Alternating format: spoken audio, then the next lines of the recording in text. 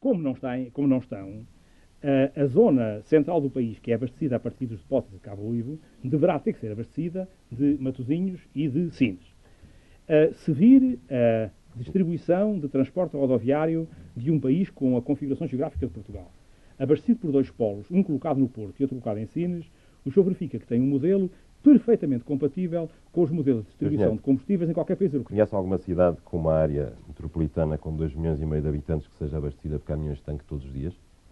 São quase todas. São quase todas. É uma distância de 200 km? Sim, mas, com certeza. Engenheiro, desculpe lá, mas então... Estamos a falar em 460 caminhões na ponte sobre o Tejo. Mas eu tenho estamos a falar em 200 caminhões esse na problema ponte Vila quando se levantou, e agora vejo que portanto, já tem outros motivos que Sr. Engenheiro, isso significa 30 caminhões por hora na estrada entre Lisboa e Sines, ou seja, cada 2 minutos. O senhor acha normal que a gente aqui a Sines veja um caminhão de 2 em 2 minutos? Uma análise muito cuidadosa. Esses números foram baseados na previsão de consumo de combustíveis no ano 2010.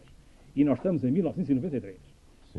A Junta Autónoma das Estradas, consultada a esse respeito, e penso que é a única autoridade que sabe qual é a capacidade de escoamento das estradas portuguesas, concluiu por escrito que a carga adicional da eliminação eventual de Cabo Ruivo, mas essa é uma eliminação aparentemente transitória, porque as empresas, no seu justo direito de gerirem os seus negócios como entenderem, pretendem reproduzir o polo de Cabo Ruivo um pouco ao lado. E, portanto, essa situação vai desaparecer e há uma combinação possível de transporte ferroviário, de transporte rodoviário e de transporte por pipeline que aliviará, com certeza, estes números. Números esses, de qualquer forma, considerados pela Junta Autónoma das Estradas, perfeitamente compatíveis com a capacidade das desculpa, não é Direção-Geral de Energia.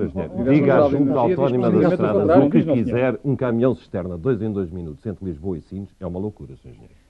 Vai ter que construir, antes de mais nada, uma terceira ponte só para os caminhões de cisterna. Fala-se em bomba relógio. Esse problema... Mas bomba relógio é que lá está. Eu, francamente, acho que isso não são argumentos boa fé com franqueza. Deixe-me dizer uma coisa. Olha, ali estão algumas das indústrias mais perigosas de Portugal, praticamente dentro do centro urbano. Ali está a Reserva Estratégica Nacional da Gasolina. Quer dizer, francamente, eu acho que estas coisas devem ser todas discutidas, mas não é o argumento. Porquê então? Não é um argumento. Não é argumento, deixa-me dizer porquê. Porque então a situação da 660 caminhões não é José Pacheco Pereira, um só caminhão cisterna matou 200 pessoas em Tarragona há 10 anos. Você acha que isso não é argumento? Bomba relógio maior, é que já lá está. Mas isso tem que estar. Não é que você tem que ter em qualquer lado. Não se pode argumentar assim. Se querem arranjar argumentos contra a exposição, arranjem-se todos. Agora, argumentar. Opinião, Miguel, deixa-me dizer a minha opinião. Minha opinião é que isso não são argumentos de boa fé. Eu não estou a fazer nenhum processo de intenção às pessoas. Não são argumentos de boa fé pelo seguinte.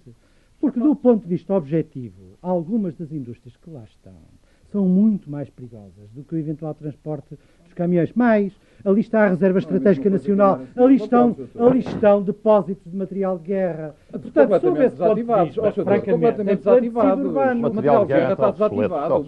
É da Primeira Guerra Mundial. Mais perigoso ainda. É das trincheiras da Flandres, pelo amor de Deus. Mais perigoso ainda. António Barreto. Isso não são argumentos sérios. Deixa-me acabar, Sr. Estava a ouvir esta pequena parte do Já debate. agora gostava só de dizer o seguinte.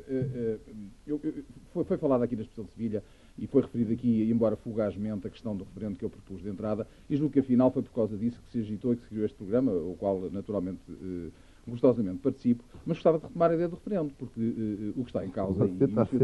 Está sempre a anarquizar isto. Estou a anarquizar, nós estamos no referendo, quer discutir as contas. Quando estão nas contas, quer discutir o referendo. Se passa constantemente, me tira a palavra e a passa normalmente para outras zonas, não me deixa nunca retomar o início do meu raciocínio. E eu gostava de dizer o seguinte. Em primeiro lugar, quando falamos na questão de Sevilha, e não se falou ainda aqui na mão de obra, e aquilo que tem sido dito, que isto é um gerador de mão de obra e que vamos arranjar muito mais postos de trabalho e que vão ser milhares de postos de trabalho, etc., eu devo dizer que encaro isso com a maior das preocupações. A questão da mão de obra em Sevilha, por exemplo, neste momento, e tenho aqui um artigo do ABC, que diz que um ano depois da Expo, Sevilha tem mais 18.437 desempregados. Sevilha é Sevilha, mas não está tão longe de nós como isso, e pelo menos demonstra que o trabalho efêmero não é aquilo que mais agrada aos trabalhadores. O que mais agrada, e pode naturalmente agradar aos trabalhadores, é o trabalho continuo. No meio do Rio, não é uma isso como mais importante para fundamentar a minha questão do referendo é esta. Em 1991, fez-se na Áustria, em Viena da Áustria, um referendo aos cidadãos austríacos, aos habitantes da cidade de Viena, e foi dito, ou foi perguntado, se sim ou não queriam uma Expo em 1995 na sua cidade. Não, era meias com Budapeste. Meias com Budapeste. Isso foi dito por 65% da população que não. E 35% disseram que sim. O que quer dizer que a exposição não se fez. Ora bem, aquilo que eu digo é o seguinte, eu proponho muito simplesmente o seguinte, que se pergunte aos portugueses e que se faça uma pergunta deste tipo.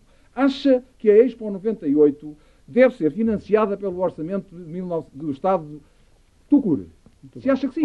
Mas aí se acha toda a gente acha que não. E eu digo que não. Agora faça a pergunta. Se não for, não acredito que eu consiga financiar esta exposição. Não acredito. Desculpe. Bom, Sr. Engenheiro, eu ia lhe falar o seguinte, vamos falar das vantagens da Expo. Uma crítica global ao vosso método.